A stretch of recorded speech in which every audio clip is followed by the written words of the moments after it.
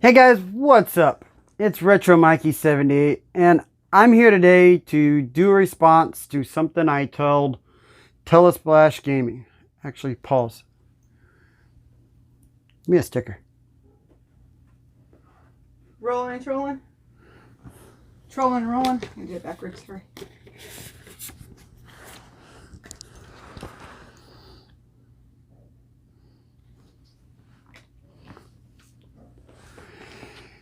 Hey guys, it's RetroMikey78 and I'm here today to do a response to a comment I made from Telesplash Gaming's video he put out the other day. He did a video of 5 ugly controllers.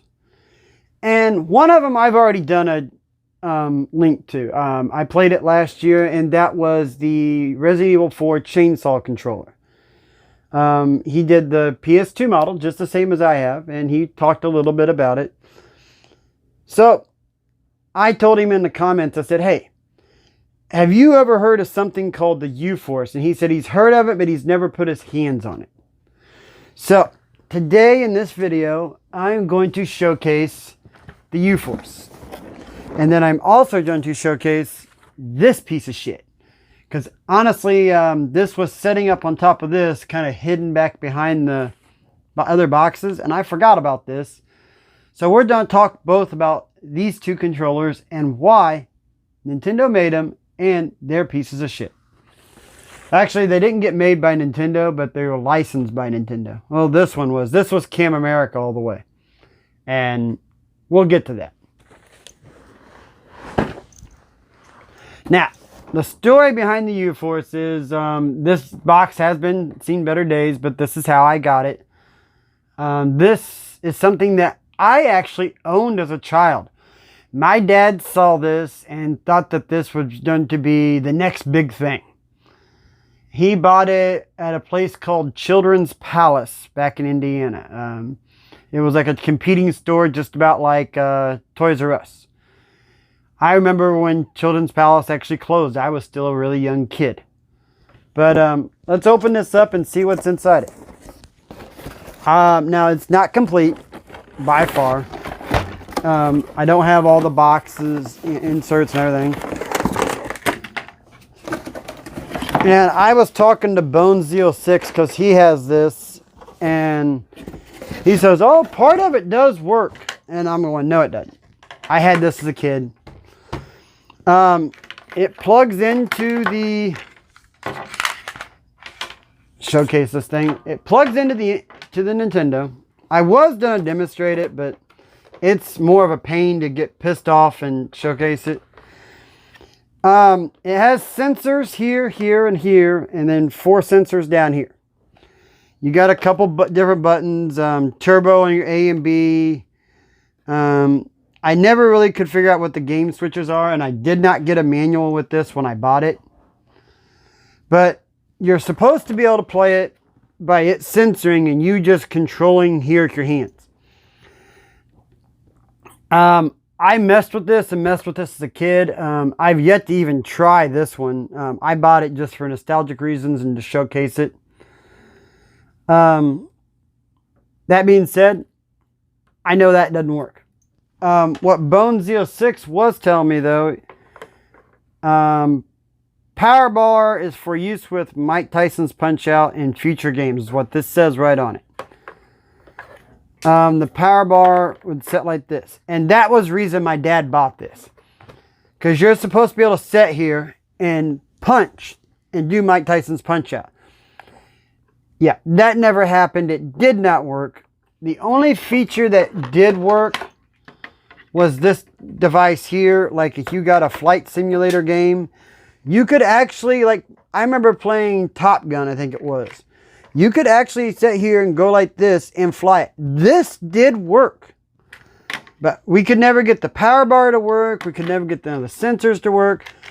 But if you wanted, every once in a while, this would work.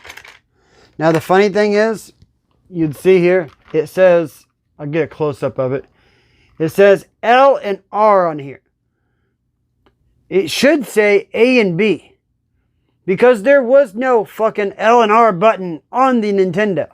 And this is obviously made for the NES. So, that being said, that's what this system and controller is. The pivot, it pivots here when you use this. So, I know that's how it's reading it.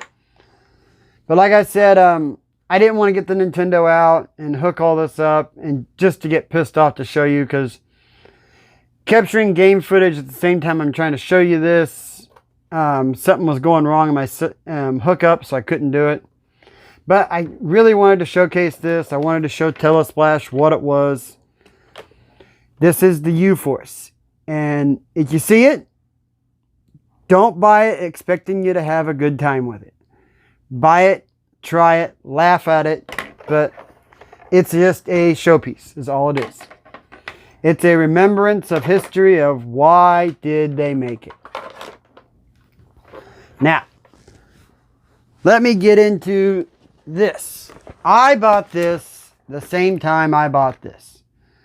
We bought this at the Six Flags annual parking lot yard sale, which I'm a little upset we didn't go this year, but we made a trip to Indiana at the same time. And well, they canceled it anyway. No, that was still in February. No, they ended up canceling it. Oh, they did? I didn't know they canceled it. Well, because you had a complication. But your bleeding kernel. This joystick, the Supersonic Joystick, is supposed to be wireless. I bought this. I think the guy sold me this for 20, sold me this for 5. So I got both of them for 25 bucks. And I opened it up and looked at it, but I didn't notice something when I bought it. Because I was like, oh man, it said this comes with the owner's manual. This was even more complete than I thought this was. Then I get it home.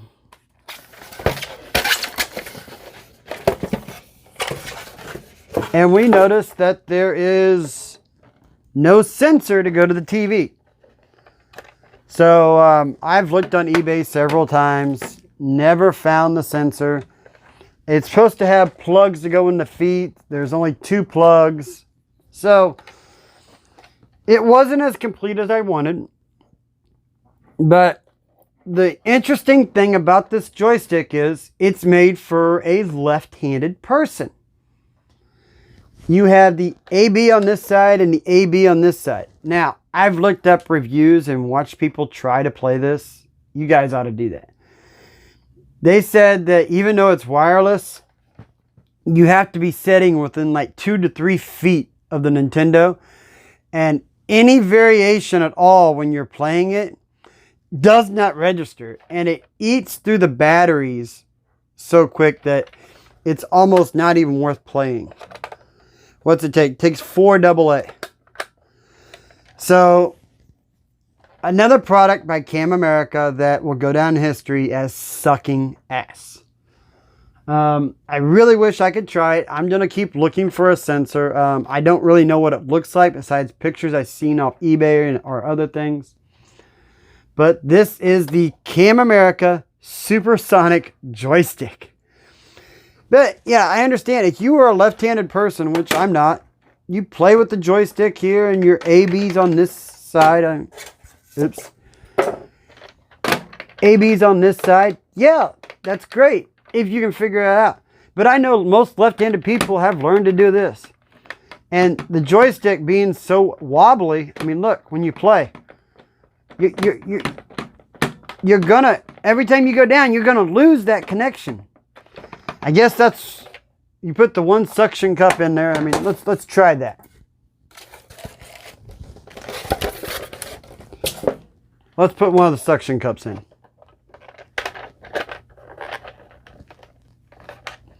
All right. Suction cup does not want to stay in this controller. So, there, I think I got it in. Nope. The suction cup's in, but look what it does when it... Yeah. So every time you go down, it's going to lose signal.